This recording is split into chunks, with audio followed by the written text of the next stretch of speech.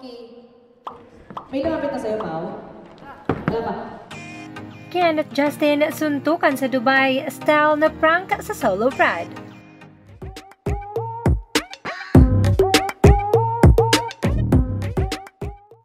Eto na nga po ang kulitan ng dalawang bunso, pisikalan kung pisikalan. Eto na yata ang love language ng Kentin, mag-ambahan at magbardahan. Say pa ng isang fan sa suntukan kuno ng Kentin ay parang mag-audition sa Batang Quiapo. Narito. Okay. May lumapit na sa'yo, Pao? Wala pa? Crew, sorry, Agenda Crew. Check IM number. Okay. May lumapit na sa'yo, Pao? Wala pa?